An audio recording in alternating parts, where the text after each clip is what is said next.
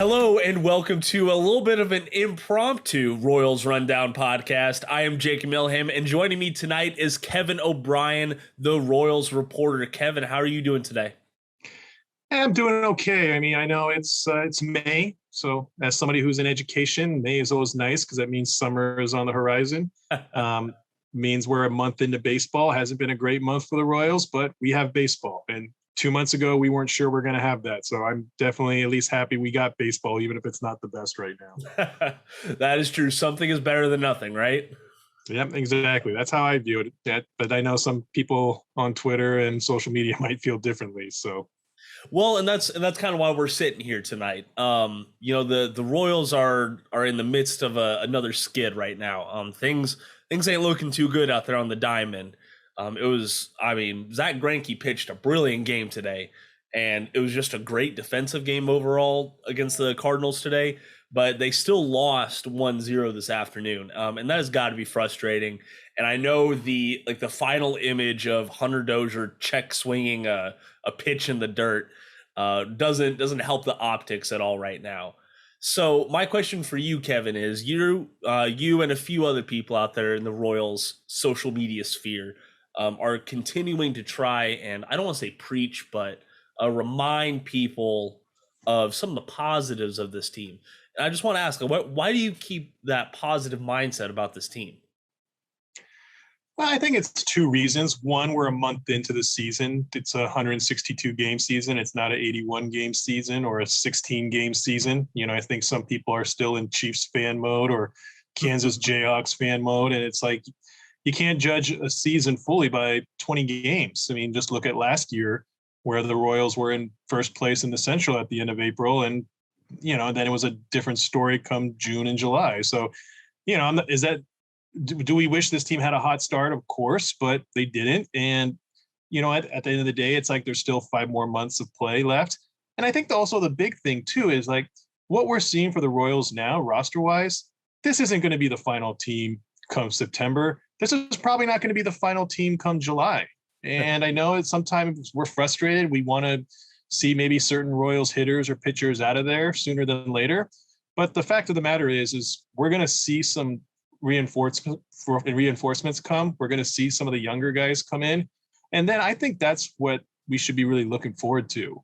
Right now, this isn't the current Royals team that we're going to see. And I think we also got to keep that perspective that this year was about the young guys, and the young guys are going to come.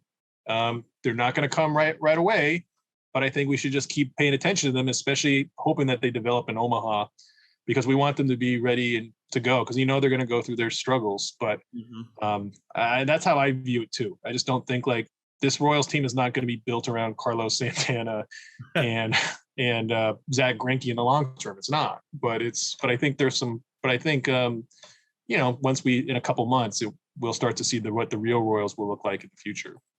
Yeah, and that's a great point. And speaking of the future, a positive that's really been lost in the shuffle is the fact that Bobby Witt Jr. extended his hitting streak to 10 games today, and there's only 2 of the Royals who've ever done that before their 22nd birthday. That'd be Eric Hosmer and Billy Butler.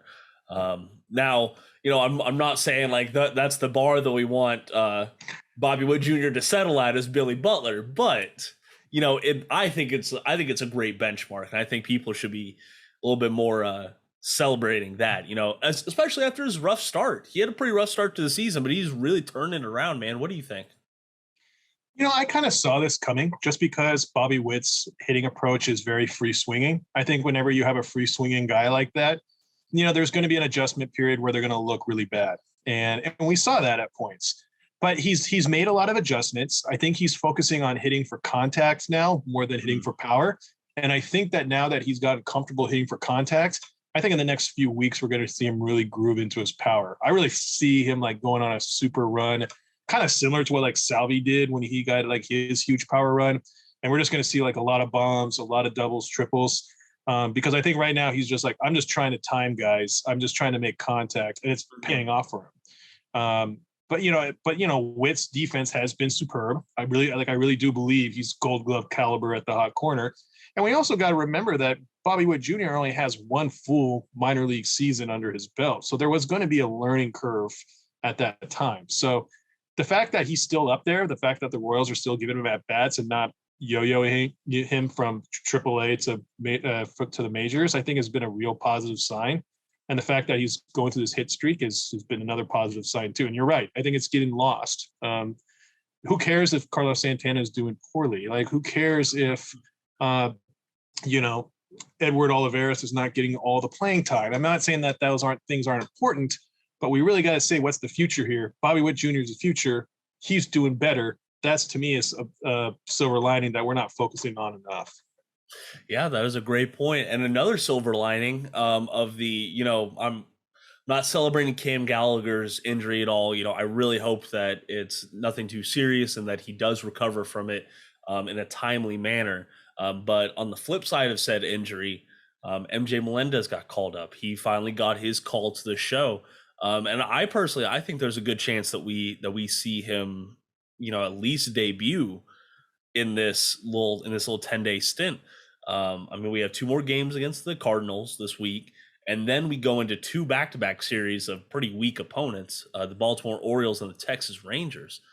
So I think that'll be a great road trip to debut MJ Melendez on.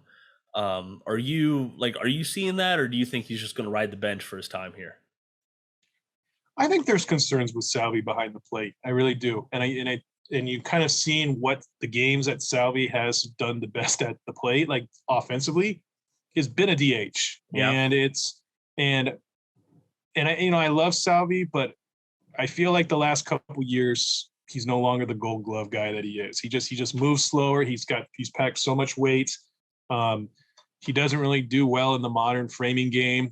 And I just think, like, the more days off for him, the better that's going to help. And I think right now that's why they brought up Melendez, because they said, hey, we like Sebastian Rivero, but Sebastian Rivero is going to have a hard time hitting enough to be a major league player. I love Rivero, but that's the bottom line. And I think, giving Melendez a shot to see what he's got, to kind of give some Royals fans, like, this is the future. Is he going to be there beyond his 10-game stint? I don't know. But I think they're going to give him a few opportunities, because I think there's some serious concerns with Salvi. And I think, especially with how many games they have, they're going to need somebody that's going to, like, give them some good innings and not be a total liability at the plate.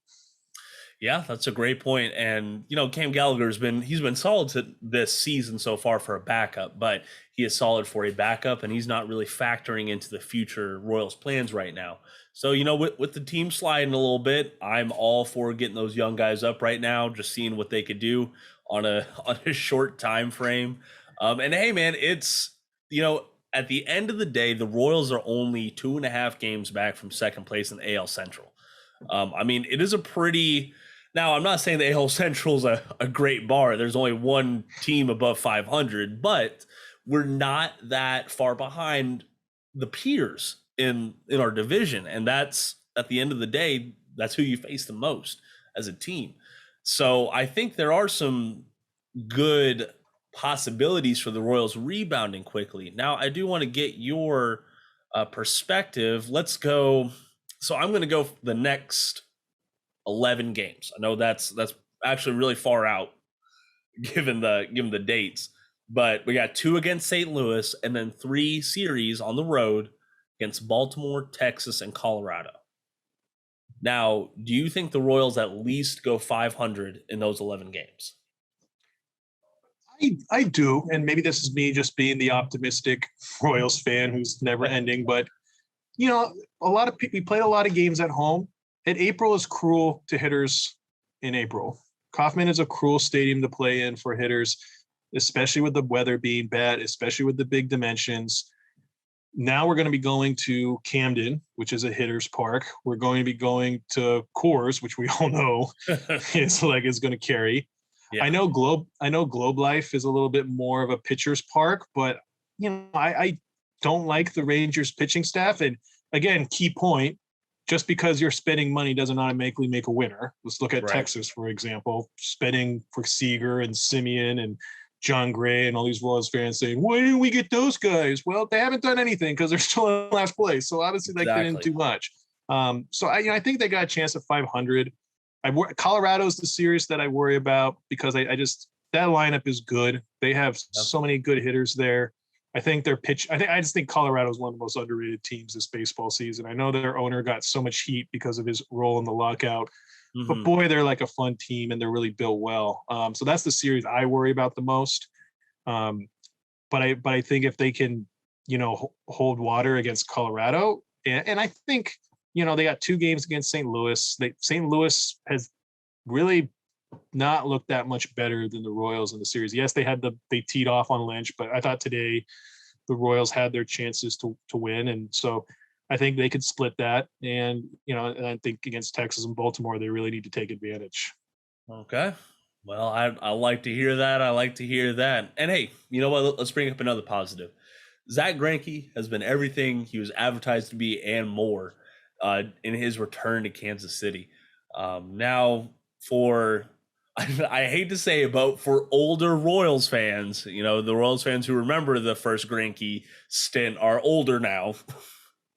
um, for older Royals fans, like, is this a little bit of like deja vu, or is this just okay, we'll see what happens and hope we get better? What do you think? I mean, I think that's the automatic assumption of saying, "Hey, this is deja vu. This is Royals being bad and with Greinke being good." Um, I mean, I think he's dominating in a different way. So I mean, I don't want to say it's totally deja vu in that sense.